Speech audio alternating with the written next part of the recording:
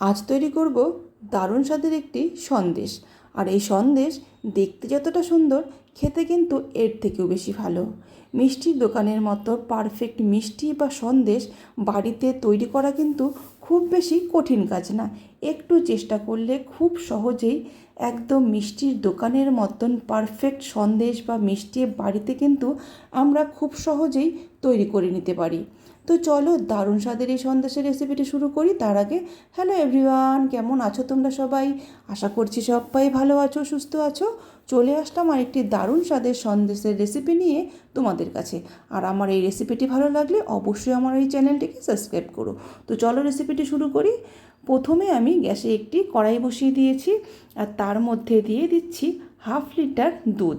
এখানে কিন্তু আমি ফুল ফ্যাট দুধটা নিয়েছি। এই দুধটাকে নিয়ে প্রথমে আমি হাই হিটে জাল দিয়ে ফুটিয়ে নেব। দুধটাকে আমি কিন্তু গ্যাসের ফ্লেম অন করে দিয়ে হাই হিটে দুধটাকে জাল করছি। দুধটা কিন্তু এখন ফুটে এসছে, দেখো। দুধটাকে এইভাবে হাই হিটে একটু জাল দিয়ে নিয়ে তারপর কিন্তু আমি গ্যাসের ফ্লেমটা অফ করে দেব। গ্যাসের ফ্লেম অফ করে দিয়ে এই 3-4 সেকেন্ডের মতো দুধটাকে এইভাবে নাড়াচাড়া করে একটু ঠান্ডা করে নেব। দুধের টেম্পারেচারটা যখন একটু কমে আসবে তখন দুধটার মধ্যে আমি দিয়ে দেব ভিনিগার। এখানে আমি 3 চামচ ভিনিগার আর 3 চামচ জল মিশিয়ে নিয়েছি। এটা অল্প অল্প করে দিয়ে আমি দুধটাকে ছানা কাটিয়ে নেব। পুরোটা কিন্তু একবারে দেব না, অল্প অল্প এই জলটা দিয়ে এইভাবে নাড়াচাড়া করে ছানাটা আমি কাটিয়ে নেব।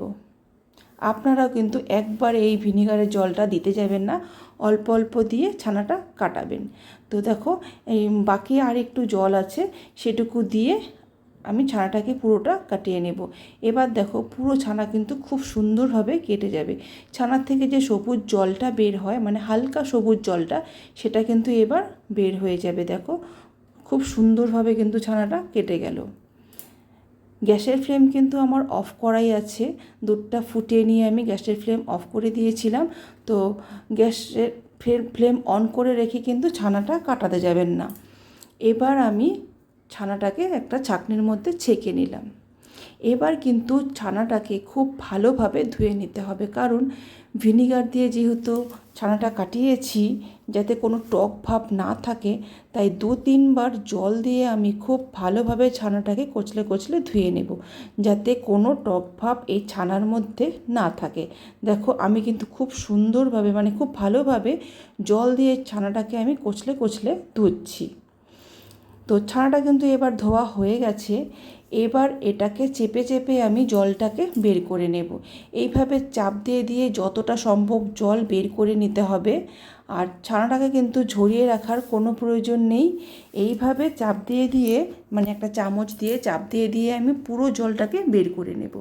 পুরো জলটাকে এইভাবে বের করে নিয়ে তারপর একটা প্লেটের মধ্যে আমি নিয়ে নেব। দেখো, জল কিন্তু বের হয়ে গেছে। এর মধ্যে হয়তো সামান্য একটু জল আছে, তো ওই জলটা থাকলে এখানে কোনো ব্যাপার না, ওই জলটা এখানে থাকবে।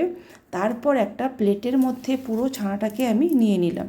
এর মধ্যে কিন্তু সামান্য জল জল ভাব আছে, দেখো, তোমরা দেখেই হয়তো বুঝতে পারছো। এই জল জল ভাবটা কিন্তু এখানে থাকা দরকার, তাই আমি পুরো জলটা, মানে ছানাটাকে আমি ঝরিয়ে রাখিনি। এবার ছানাটাকে ভেঙে নিলাম, দলা দলা ভাবটা যে থাকে ছানার, সেটাকে ভেঙে নিলাম।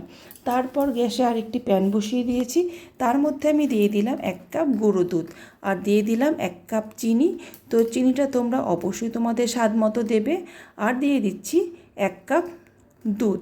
দুধটা কিন্তু রুম টেম্পারেচারে রাখা দুধ। এবার এই সমস্ত কিছুকে খুব ভালোভাবে মিশিয়ে নিতে হবে। আমি কিন্তু গ্যাসের ফ্লেম এখানে অন করিনি, গ্যাস কিন্তু অফ আছে। খুব ভালোভাবে এই গুঁড়ো দুধটাকে মিশিয়ে নিতে হবে দুধের সঙ্গে। যেহেতু দুধটা ঠান্ডা আছে, তাই একটু সময় লাগবে মেশাতে। তো যতটা সম্ভব মিশিয়ে নিতে হবে। তারপর যখন গ্যাস অন করে দেবো, ওই হালকা গরম অবস্থায় খুব সুন্দরভাবে কিন্তু গুঁড়ো দুধটা মিশে যাবে। দেখো, গুঁড়ো দুধটা কিন্তু আমি এখানে যতটা পেরেছি মিশিয়ে নিয়েছি। হালকা দানা দানা ভাব আছে, ওটা পরে ঠিক হয়ে যাবে। এবার আমি গ্যাসের ফ্লেম অন করে দিলাম। গ্যাসটাকে অন করে দিয়ে, গ্যাসের ফ্লেম কিন্তু আমি লোতেই রেখেছি।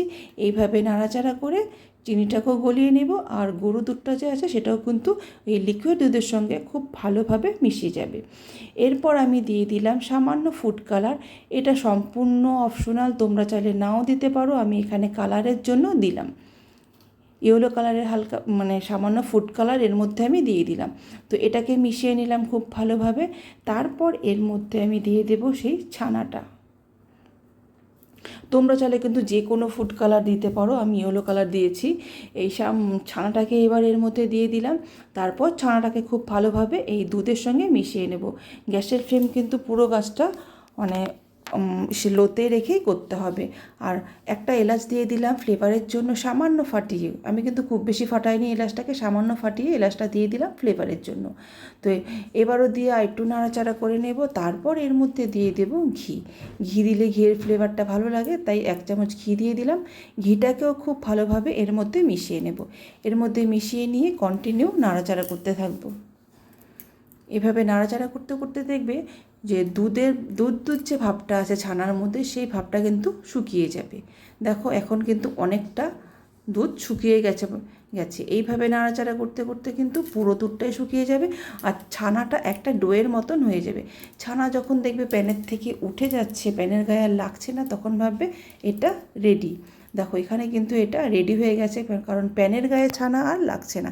এবার এটাকে আমি নামিয়ে নেব, মানে গ্যাসের ফ্লেম আমি এবার অফ করে দেব। গ্যাসের ফ্লেম অফ করে দিয়েছি আর এটাকে সেট করার জন্য নিয়েছি একটা বক্সের মধ্যে সামান্য ঘি দিয়ে পুরো বক্সটাকে একটা ব্রাশ দিয়ে মেখে নিলাম, যাতে যখন বের করতে সুবিধা হয়। তো পুরো বক্সের মধ্যে ঘিটা মেখে নিয়েছি। এবার এর মধ্যে দিয়ে দেব কিছু ড্রাই ফ্রুটস। আমি আমার পছন্দ মতো ড্রাই ফ্রুটস দিয়েছি, তোমরা তোমাদের পছন্দ মতো যে কোনো ড্রাই ফ্রুটস দিয়ে দেবে। ড্রাই ফ্রুটসটা দিয়ে তারপর এর মধ্যে এই ছানার মিশ্রণটাকে দিয়ে দেব, মানে ছানার ডোটাকে এর মধ্যে দিয়ে সেট করে নিতে হবে। দেখো এটাকে কিন্তু একটু চেপে চেপে সেট করতে হবে, যেন কোথাও ফাঁকা না থাকে। আমি একটা স্প্যাচেলু দিয়ে এইভাবে সেট করে নিচ্ছি। তোমাদের হাতের কাছে যদি স্প্যাচেলু না থাকে, তাহলে তোমরা চামচের পেছন দিকটা দিয়ে এইভাবে সেট করে নেবে। দেখবে চামচের পেছন দিয়ে সেট করলে কিন্তু খুব সুন্দরভাবে ঝটপট সেট হয়ে যাবে। তো এটা সেট করা কিন্তু হয়ে গেছে। এবার এটাকে আমি ঠান্ডা করব। তার জন্য 1 ঘন্টার জন্য এটাকে আমি ফ্রিজে রেখে দেব। এটাকে এবার আমি ফ্রিজে রেখে দিলাম। 1 ঘন্টা পর ফ্রিজ থেকে বের করে আমি দেখাচ্ছি। দেখো এটা কিন্তু সেট হয়ে গেছে। তাও আমি একটু চাকু দিয়ে সাইডগুলোকে কেটে নেব, যাতে খুব সহজে বের হয়ে যায়। আর এটা কিন্তু এমনিতেও খুব সহজে বের হয়ে যাবে, যেহেতু ঘি দিয়ে আমি ব্রাশ করে নিয়েছি। তাও আমি একটু সাইডগুলো কেটে নিলাম। এবার একটা প্লেটের মধ্যে আমি বের করে নিলাম। দেখো বের হয়ে গেল। দেখতে কতটা সুন্দর লাগছে, খেতে কিন্তু এর থেকেও বেশি টেস্ট হয়েছিল। খুব সহজে কিন্তু দারুণ স্বাদের একটি সন্দেশ আমি বাড়িতেই তৈরি করে নিলাম। দেখো এবার এটাকে আমি কেটে নেব। তো আমি এইভাবে কাটছি, তোমরা তোমাদের পছন্দ মতো যে কোনোভাবে কেটে নেবে। একটু চেষ্টা করলেই কিন্তু খুব সহজে বাড়িতে বন্ধুরা একদম মিষ্টির দোকানের মতো দারুণ স্বাদের সন্দেশ বাড়িতেই তৈরি করে নিতে পারবে। সামনে কালী পুজো, ভাইফোঁটা, এইসবে কিন্তু এই সন্দেশ তৈরি করতে পারো। দেখো আমি কিন্তু কেটে নিলাম, খুব সহজেই কেটে যাচ্ছে। তো আমার কাটা দেখেই বুঝতে পারছো কতটা সফট হয়েছে। দেখো ভেঙেই যাচ্ছে, কিন্তু কাটবার সময় এতটা সফট হয়েছে। আর কতটা দানাদার হয়েছে দেখো। দেখি এখানে ক্যামেরাতে হয়তো ঠিকঠাকভাবে বোঝা যাচ্ছে না, কিন্তু দারুণ দানাদার হয়েছিল। দেখো কত সুন্দর লাগছে দেখতে। দেখো এই সন্দেশ তৈরি করে কালী পুজোতে যদি মায়ের কাছে দিতে পারো, বা ভাইফোঁটাতে ভাইদেরকেও তৈরি করে কিন্তু মিষ্টিমুখ করাতে পারো। দেখো কত সহজেই ভেঙে গেল, আর কিন্তু দারুণ দানাদার হয়েছিল। ক্যামেরাতে ঠিকঠাক ভালোভাবে বোঝা যাচ্ছে না। তো আমার এই রেসিপিটি ফলো করে বন্ধুরা তোমরা কিন্তু চাইলে অবশ্যই বাড়িতে একবার তৈরি করতে পারো এই দারুণ স্বাদের দানাদার সন্দেশ। খেতে কিন্তু বন্ধুরা দুর্দান্ত হয়, তৈরি করা কিন্তু খুব সহজ। দেখো কতটা সুন্দর লাগছে দেখতে, খেতেও কিন্তু এর থেকেও বেশি টেস্ট হয়েছিল। তো বন্ধুরা আশা করছি আমার এই রেসিপিটি তোমাদের ভালো লেগেছে। আর যদি ভালো লাগে তাহলে অবশ্যই লাইক করো, কমেন্ট করে জানাতে কিন্তু আমাকে একদম ভুলো না। দেখা হবে আরেকটি নতুন সহজ রেসিপিতে। ভালো থেকো, সুস্থ থেকো, টাটা।